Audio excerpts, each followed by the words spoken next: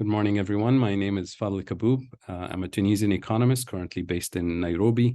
I am an advisor with PowerShift Africa and a member of the independent expert group on just transition and development. Normally, I teach economics at Denison University in Ohio in the United States, but I am currently on leave and based here in Nairobi.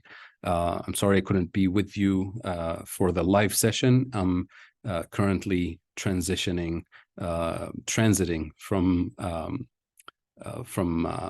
Nairobi to Marrakesh.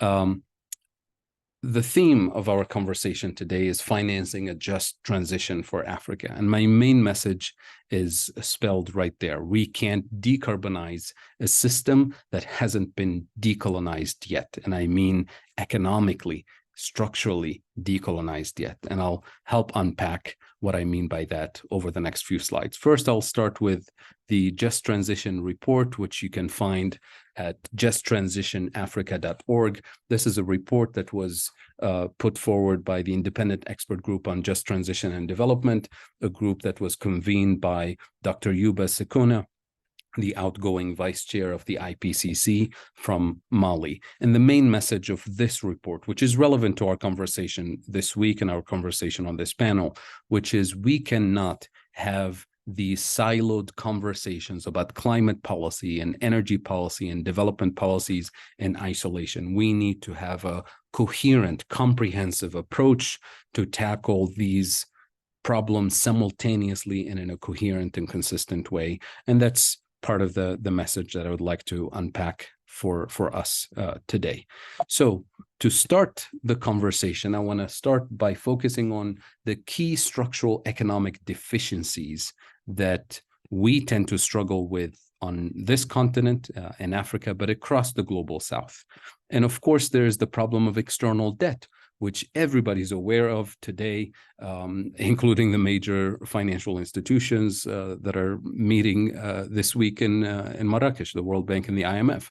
But in fact, the high external debt problem is a symptom of much deeper structural issues, and the root causes of these structural issues are the following. Number one, energy deficits. Number two, food deficits. And number three, low value added manufacturing, a low value added industrialization. And when I say energy deficits, I include here a country like Nigeria, a major exporter of oil, but Nigeria today imports 100% of its gasoline, not by accident, by design. Nigeria actually imports gasoline that is illegal to sell in Europe. Food deficits, according to UNCTAD, we in Africa import 85% of our food, not by accident, by design. This goes back to the early days after independence, after we used to be the breadbasket for former colonial powers. All of a sudden, we turn into net importers of food. Why? Because the global North, that includes Europe, the United States, Japan, Canada, and the former Soviet Union, which is why Russia and the Ukraine tend to be dominant in this industry. All of these groups started investing heavily in subsidizing their agriculture, and as a result, forced our farmers out of business when it comes to producing core crops like wheat, corn, soybean, and barley, and so on. Think of the European Union Common Agricultural Policy, which was introduced back then in 1962. A basic pillar of the EU economic foundation is still in place to this day. So that forced our farmers to move into cash crop production for export, which means you have to start serving the taste of your consumers. You bring in foreign seeds and fertilizers and pesticides and huge amounts of water that are needed for these seeds that are not compatible with our climates. And we get locked into this very dangerous agricultural policy system. And that meant we lost food sovereignty. And then finally, the low value added industrialization. This is the fact that we are essentially locked at the bottom of the value chain, either by producing raw materials for exports or by focusing on low value added manufacturing that forces us to import capital, import the intermediate components, to import the energy to fuel the factories and even the packaging. And we use low-cost labor racing to the bottom and exporting low value added. So when you're exporting low value added, importing high value added, no matter how much you double, triple, quadruple your exports via your export-led growth strategies, you're always locked into that deficiency. And now when you take these three deficiencies put together, you have a structural trade deficit, and that means your currency gets weaker relative to the dollar, relative to the euro, which means anything you import the next morning, whether it's food or fuel or medicine for your people, you're importing inflation and hurting the most vulnerable people in the country, which is why our countries immediately step in and with a defensive strategy, with a band-aid strategy to subsidize food, subsidize fuel, to protect the most vulnerable. And we also ask our central banks to step in and artificially stabilize the exchange rate to stop that currency depreciation. And the only way to do it is by borrowing additional dollars and euros and accelerating that vicious cycle of the external debt. Now, the structural solutions are right there staring us at the face. Now, the question is, do we see ever IMF conditionality saying we will step in and help this country through the next 2 or 3 years, and you have to introduce these reforms? You need to invest in renewable energy sovereignty. You need to invest in food sovereignty and agroecology. You need to invest in industrial policies that get you out of the bottom of the value chain, the global value chain. We never hear these types of conditionalities from the IMF or the World Bank or any major international institution that is supposedly stepping in to help.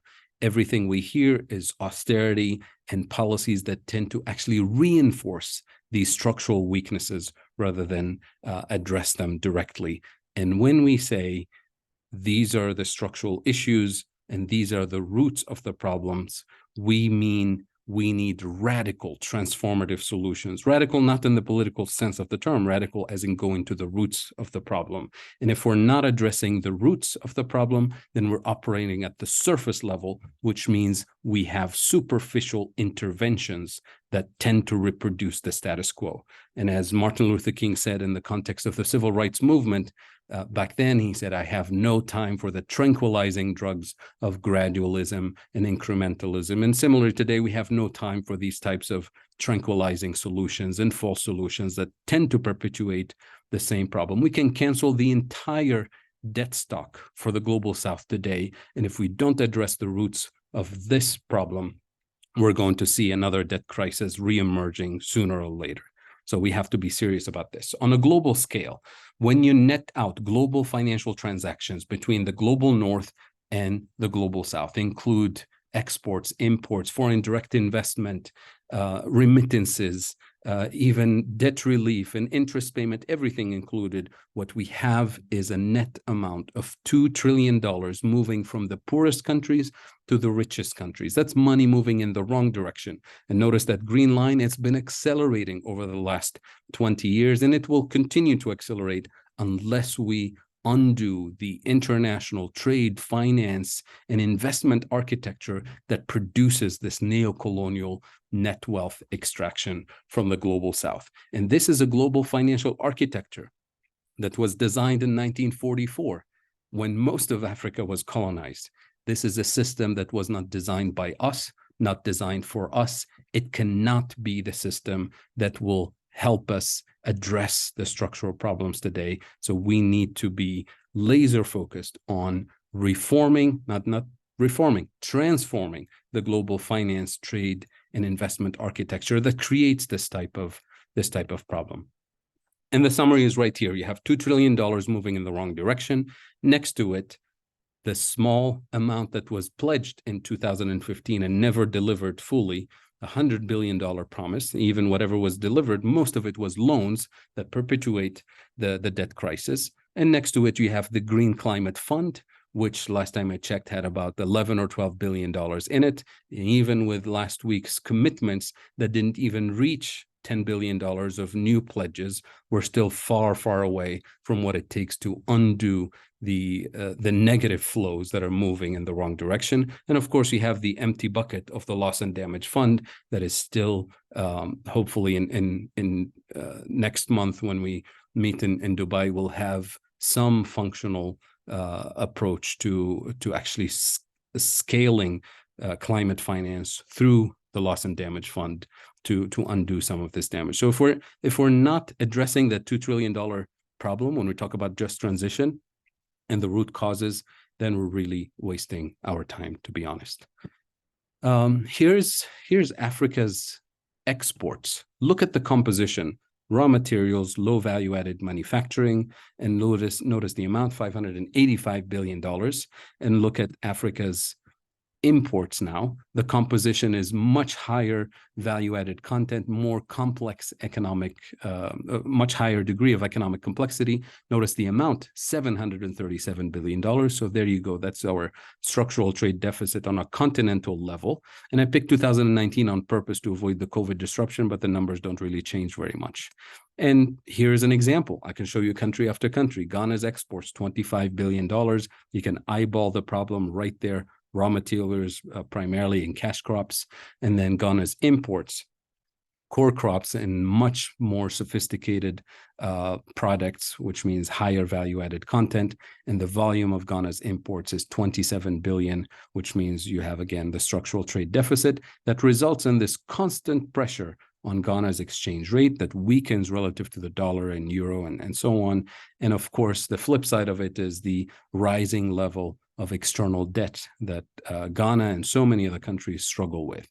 So the structural solutions are right there, starting with South-South cooperation for strategic investments in 3 key areas: food sovereignty and agroecology. Number 2, renewable energy sovereignty, especially for us in Africa with the massive potential that we have for renewable energy investments, because we do have the raw materials, the critical and strategic minerals that are needed for high-tech, for a high-tech revolution on this continent, for renewable energy revolution, not for export, but to produce and deploy renewable energy infrastructure to deliver electricity to the 600 million people who currently don't have any access to electricity on this continent, to produce and deploy clean cooking technology for the 970 million people who currently have no access to clean cooking technology and are inhaling toxic fumes on a daily basis, mostly women and children.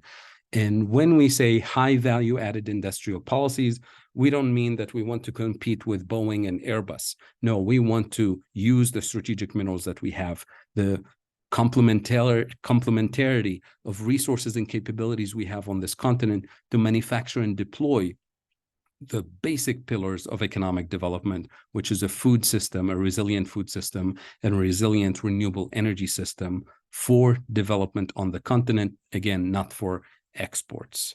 And that is our biggest potential today. So when we talk about the role of multinational financial institutions like the World Bank and the IMF, I would like to hear the IMF impose conditionalities on country X when they say, we're going to step in and help you financially during the next 3 or 4 years, but here's how we want you to restructure your economy. We want you to invest in food sovereignty and agroecology. We want you to invest in renewable energy sovereignty. We want to invest in industrial policy. We never hear those types of conditionalities. All we hear is more austerity and more conditionalities that weaken our economies rather than build resilience and sustainability. And of course, we can't ignore the importance of the structural transformation of the global finance architecture and the international trade system that I discussed a few minutes ago. And a just transition requires actually balancing the global economy in the following way. Because to be honest, the rest of the world looks at Africa in particular, the global South in general, and imposes a particular role that we played in the past and unfortunately continue to play. In this, we cannot continue to play the role of the region of the world where we have access to cheap raw materials for the global North. We cannot continue to be the dumping ground for global North industrial output as a large consumer market that we are. And we cannot continue to play the role of low-cost tourist destinations. And finally, we cannot continue to be the dumping ground for obsolete technologies and assembly line manufacturing that is no longer needed in the global north and is delivered to us as development, as cooperation, and as job creation.